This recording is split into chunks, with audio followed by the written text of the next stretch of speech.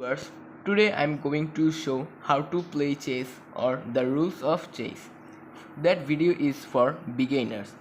First, we have to learn about introduction chess. The game is played on a chessboard with 64 alternating black and white squares. Look at the chessboard. It has many squares, alternating squares, white and black squares. Each player has a king, a queen, two bishops, two knights, two rooks, and 8 pawns, which at the start of the game are set up as shown in the diagram. Look at the diagram.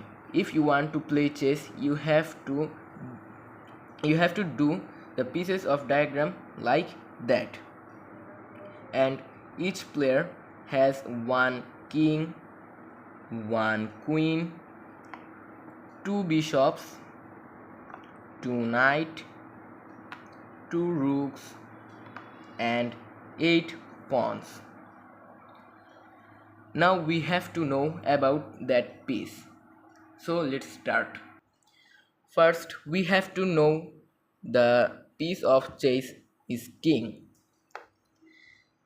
That chess piece is so important in that game, and everyone say that piece is important and main piece of that game. King, he is one of the main chess piece. He can only move one square at a time in any directions, and he can move forward, backward, left, right, and diagonally. Just one square. Look that is in a square, and that is a king. Forward, just one square. Forward, backward, left, right, and diagonally. Then we have to know queen. She is the most powerful chess piece on the chessboard. She can move horizontally, vertically, or diagonally to the square, which is not occupied by the other chess pieces. Like that is a queen, and he can move around somewhere, like diagonally, then forward, backward, left, right, everywhere he can move. So that's why everyone say the queen is so powerful piece in the chessboard. Then the rook, the second powerful piece on the chess game is called rook, because it moves forward, backward, left, and right. Everywhere he doesn't move. He just move in forward, backward, left, and right.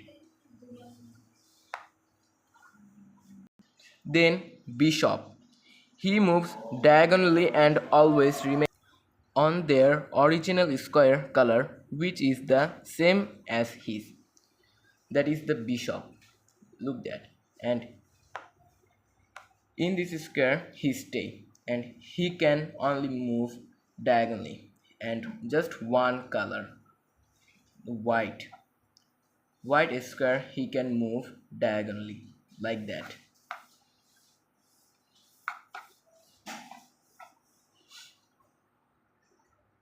Then knight.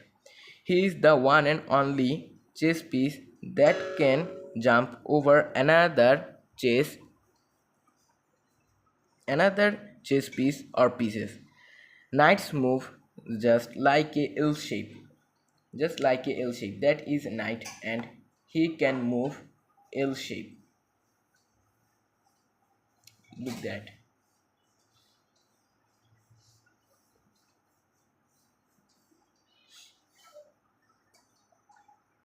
Then the final piece of chess game is the pawn.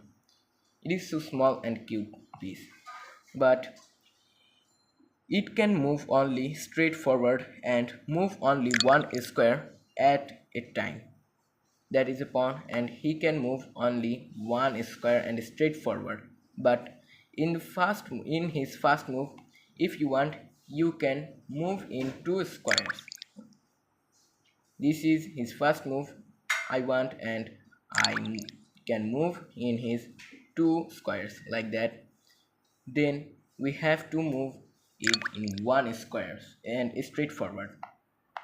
And he is the only piece that he captured in diagonally, in one square diagonally like that. And I captured that pawn with diagonally and one square. Now we all know the piece of chess game, and now we are the familiar of that chess pieces. Now we have to learn how to play. The ultimate objective of chess is to attempt to capture the opponent's king. When the opponent attempts to capture your king, that is called a checkmate. In order to prevent the king from being captured, one player can move their king to another square which is not being captured, or use any other chess piece to prevent the king from being captured.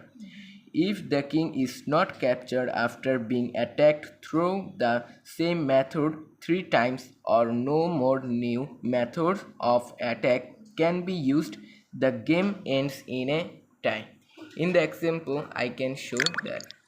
Now look that the black rook is attacked in the about the white king, and then the white king does not have any place to move, and that called a checkmate. If you learned something about in this video, so please don't forget to like and subscribe.